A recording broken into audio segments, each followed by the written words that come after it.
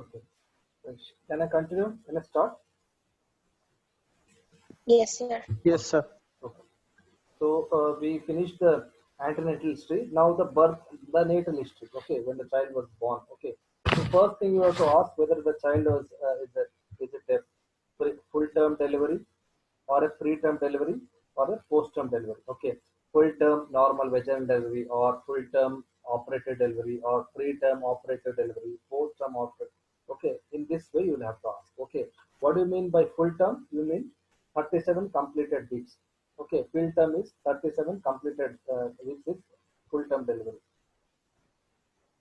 Okay, and then whether it is a normal delivery or operative delivery.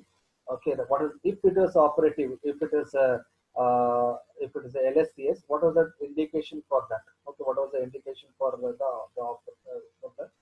cesarean section? Okay, what is the birth weight of the child? Okay, any child whose birth weight is less than 2.5 kilograms, it is termed as low birth weight. Okay, very important whether the child cried immediately after or not. If the child did not cry immediately after birth, how much time did the child take to cry? Okay, like whether it was a few minutes or a few hours, okay, or etc. Okay, right? You can ask indirectly the mother the Apgar scoring. Okay, usually Apgar scoring is done by doctors by seeing at the tone, color, cry, etc. Okay, but you can ask indirectly to the mother by asking like how was the child at birth, whether the appeared to be blue, whether it appears to be limp, whether there was any enough cry or not. Okay, so you'll have an indirect idea about the Apgars of the child. Okay, Apgars is very important to prognosis of birth defects. Okay, if the Apgars are good, okay, 8, 9, 10, etc. That means the child will have a normal course. Okay, Apgars are less than 4. Okay, you will have the newborn can have certain problems. Okay, so full term or preterm, normal delivery or operative delivery, what is the birth weight, whether the child cried immediately after or not.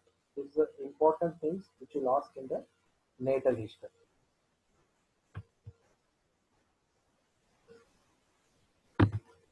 And this after that, post neonatal history. After the birth child was born, what happened? Okay, three important things you have to ask after the child was born: whether there's any history of seizures, whether there's any history of jaundice, whether it's any history of sinus. Okay, among these, jaundice is quite common. Okay, right? Hyperbilirubinemia. This is quite common.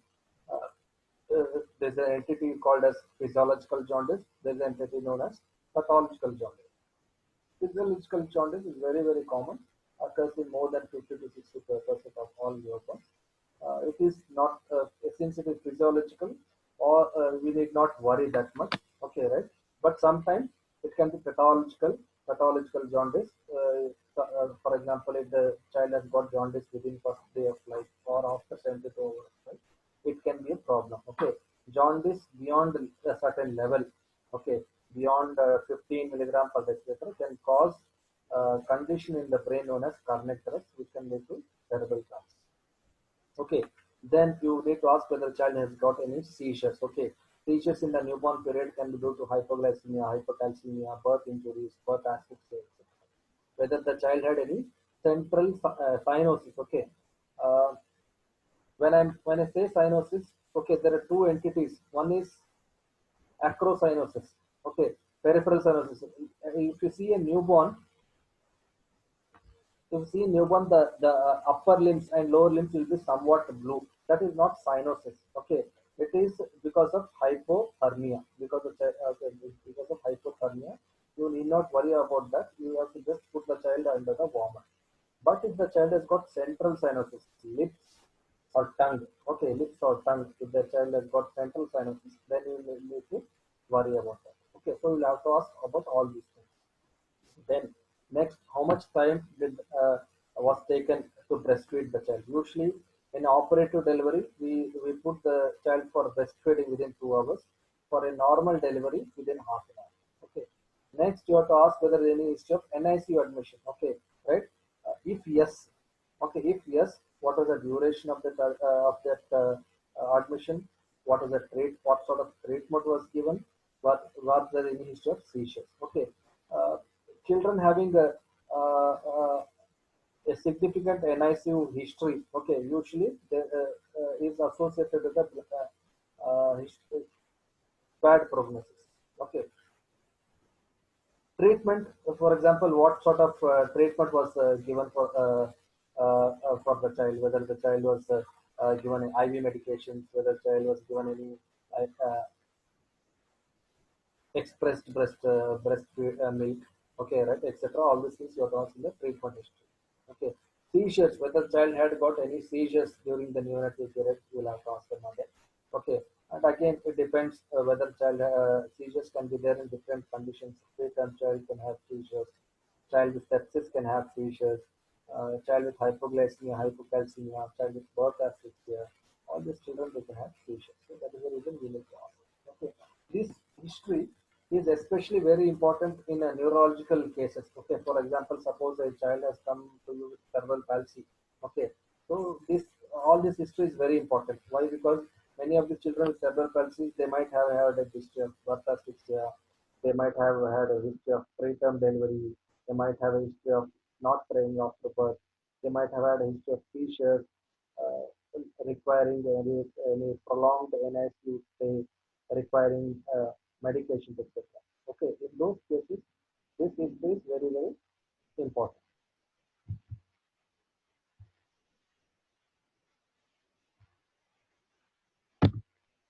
Okay, after this completes the birth history, which is the antenatal, natal, and postnatal history. Then, again, one more typical history we ask in pediatrics is the development history, which is not asked in adults. Okay, development history is asked in four domains. Okay, one is the gross motor, fine motor, language, and social. I think this class has already been taken, okay, right? Probably recently. So we need to ask about the gross motor milestone, fine motor milestone, language, and social. Uh, in the gross motor, I'll just tell in quickly. In gross motor, you need to ask about when the child had head holding, when the child had rolling over, sit with support, without support, at what age all these were the same, what age the child was able to stand, walk, run, etc. In fine motor, reaching for objects, uh, transferring of objects, immature pencil grasp, mature pencil grasp, scribbling, turning pages, etc. In language, monosyllables, bisyllables, jargon speech, simple sentences, uh, mature speech, etc. Social milestone, we'll have to ask about what age the child achieved social smile, what age the child is able to recognize the mother, what age the child is able to have stranger anxiety. Okay, all these things has to be asked in the development history under these categories: gross motor, fine motor, language, and social. Okay, again, you note whether they were attained normally or not during the okay, right? For example, head holding is supposed to be attained by around 3 months, 3 to 4 months. So whether the child has achieved that milestone or not. Fine motor milestone, pincer grasp is achieved at around 9 months. So you just make a note whether it was achieved or not. Okay, like that you have to ask for each milestone when was the is okay. Usually in a case of cerebral palsy, there will be history of delayed developmental milestone. Right? For example, head holding instead of coming at 4 months, the child can have head holding at 1 year. Okay, so that is the importance of taking the development history. Very, very important in pediatric history.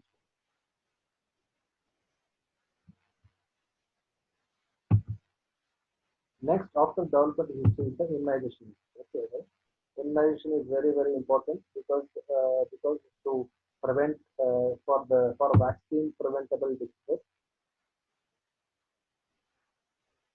Okay, and in immunization history, you will have to ask whether they are going to the government hospital or they are going to a private practitioner or a private nursing home. In government hospitals or PHs, etc., they will be following the national immunization schedule. Whereas in the private nursing homes or private hospitals, they will be going according to the IAP schedule. Okay, IAP schedule, Indian Association of Pediatrics schedule, they have a lot of optional vaccines. okay, wherein the, the patient has to shell out money to get those vaccines. Whereas in national schedule, all the vaccines are given free of cost. Okay, we will be discussing only about the national schedule right now. At birth, so you'll have to write, okay, right. In the case sheet, you'll have to write whether the child was immunized according to national immunization schedule. All the vaccines were taken according to age, and then you have to write, okay, what is the at birth, whether BCG, OPV, and hepatitis was given. At 6 weeks, the pentavalent first dose OPV and IPV was given. 10 weeks, pentav and OPV. 14 weeks, penta, OPV and IPV, etc. Okay, okay. This is the normal national immunization schedule. You have to write in the case sheet any vaccination were missed, okay, or whether the child was immunized according to the schedule.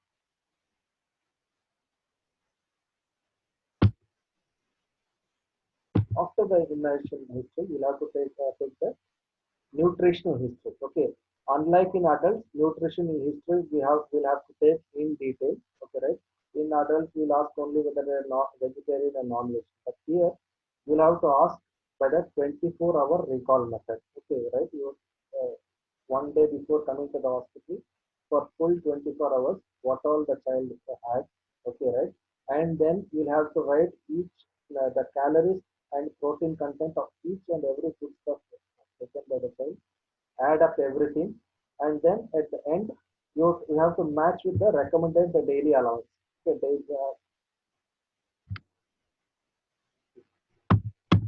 yeah, okay, right. According to the recorded daily allowance, and see whether there is any gap. Okay, right. Uh, uh, For example, the child is taking 2 idlis in the morning with a glass of milk. Okay, so add up 50 kilocalories, 2 grams protein, 2 idlis, 100 kilocalories, 4 grams protein. Like that, you have to add up, and you have to match with the recommended allowance for that child. For example, a 1-year-old child requires 1,000 kilocalories and 1.5 grams per kg of protein. So you see, age of the child is recommended is 1,000. Presently, child is getting 800 kilocalories. The gap is 200 kilocalories. That is how you will have to calculate. Okay, what is the recommended? The present what the child is getting and what is the gap for proteins and calories. Protein requirement is around 1.5 kg per day, and as I said, for calories for a 1-year-old, 1,000 kilocalories. For each year, add 100 kilocalories. For example, the child is 3 years, 1,000 plus 100 plus 100, it will require around 1,200 kilocalories. Like that, you have to calculate the nutritional value. Okay, these are the caloric and protein values of common foodstuffs. Idli 50 kilocalories and 2 grams protein each idli. Each vada will have a calorie of 75 and 2 grams of protein. Cooked rice 175 kilocalories and 4 grams protein. Egg 60 kilocalories. These are the normal nutritional values of foodstuff, so that you will be able to uh, calculate and write in the question. When you are presenting the case, don't tell the detail like child is taking 4 idlis, so 5 idlis. No need. Okay, just tell what is the requirement for the child for calories and protein. What is the child is getting at present for calories and protein, and what is the gap. Okay, why is it important? Because if there is a gap, okay, right, that can lead to malnutrition. That can lead to uh, complications of malnutrition. Okay, uh, health and nutrition uh, are very important in child. They are coexistent. So if there is no health, there is no nutrition. If there is no nutrition, there is no health. Then the family history. Okay, whether there is any history of consanguinity, whether there is any history of a family history of similar complaints in the family. Okay, any history of seizure disorder, any history of mental retardation in the family, and you will have to write the pedigree chart. Okay, you have to write the pedigree chart. This is some useful symbols used because it's used for males, females. Okay, if they are getting married, Okay, so this is what this is how you will list it. Okay, right? If it's a consanguineous marriage, instead of one line, you'll have to draw two lines. This indicates consanguinity. Okay, so two people, male and female, married. Okay, they have one male child, one female child. This is how you'll have to write in the question. And you can write what is their age also. So, for example, this is 2 years. Okay, this is 5 years. Okay, suppose this was our child. This is you mark it as the. Suppose this is our child. You mark it as the index. This drawing an arrow. Okay, I'll share this PPT. You can read up later. Okay, this is about the family history. And next, the socio and economic history. Okay, because certain disorders are common in low somatic status. For example, malnutrition is very common in low somatic status. Anemia are common. Okay, rheumatic heart disease. Okay, rheumatic fever will occur in a setting of low social status. Okay, right? That is why we have to know the economic status. Socially, you have to know environmentally, you need to know what type of house they're living, okay, whether there's any ventilation, enough ventilation, what is the water they're using. Because many of the respiratory disorders, many of the GIT disorders, loose motion, diarrheal disorders, they're depending on the environmental history. That is the reason we are asking detailed economic and environmental history. Okay. In social history, you'll ask income, occupation, and education for the parents. You remember the Kuppuswamy scale. Okay, it depends on the income, occupation, and education of the father and the mother. Okay, right? So this will help in the classification according to the Kuppuswamy scale. And the per capita income, how many people are working, how many people are working in the family, against how many people, how many members of the family are there, and then we'll calculate the income, per capita income of the family.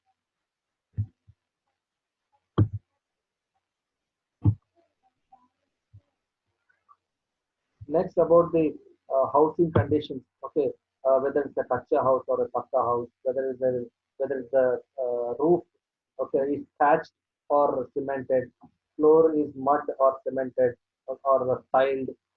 How many doors are there? How many windows are there? Whether there's ventilation, there's any cross ventilation, whether there's any overcrowding. Because all these, okay, right? If these are not adequate, that will lead to respiratory disorders, communicable diseases. Suppose overcrowding, communicable diseases are very common. If went to ill ventilated house, no cross ventilation, not enough doors, okay, right? Kacha house, all this will lead to respiratory disorders. Okay, cooking, what type of water they are using? They are using for cooking, bathing, and washing. Okay, is there any history of open air defecation? Is there any history of both barefoot walking? Because that's the related of the government. Are there any pets in the family? Allergic, because children with bronchial asthma, there is history of pets in the family. What type of fuel they are using? Whether they are using any gas or this, what we call this, adapter. Okay, where there is a lot of smoke will be coming. Okay, this is, that can lead to respiratory and allergy disorders. That's why we need to ask about the fuel used in the for cooking, and then ask about the kitchen garden. Kitchen garden, whether there are any flowers pollinating. Okay, because certain pollinating flowers can lead to allergic disorders.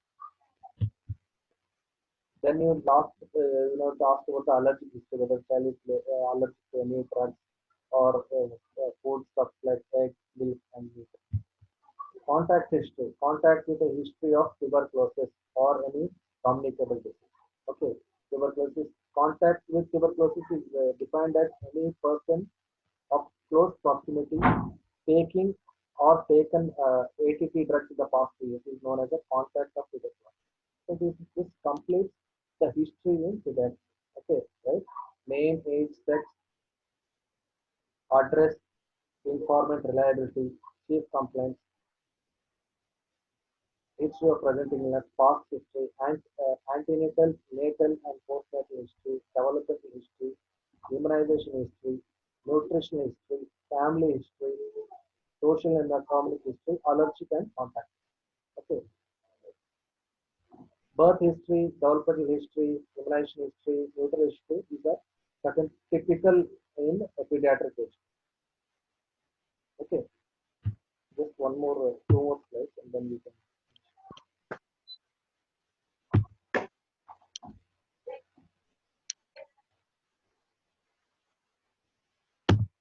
Yeah, anthropometry. Okay, right. In pediatric age group, the weight, height, they are taken in detail. Okay, in weight. Okay, right. You see the expected weight. You see the present weight, and then you grade the malnutrition. For example, 3-year-old child. Okay, what is the formula for weight in child?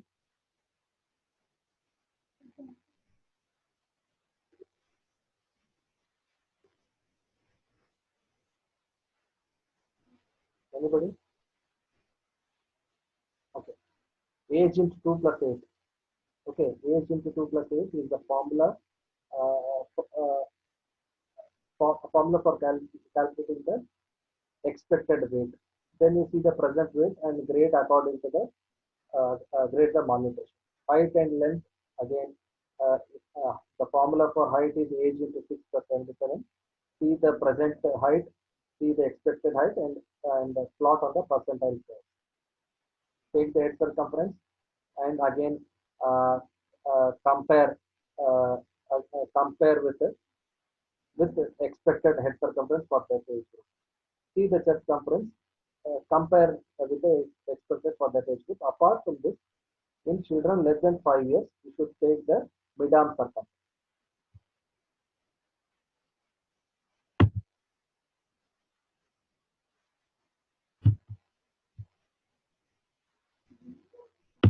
Yes. This completes the steps of taking their history in the pediatric clinics. If you have any doubts, you can ask. I'll share the PPT after the class.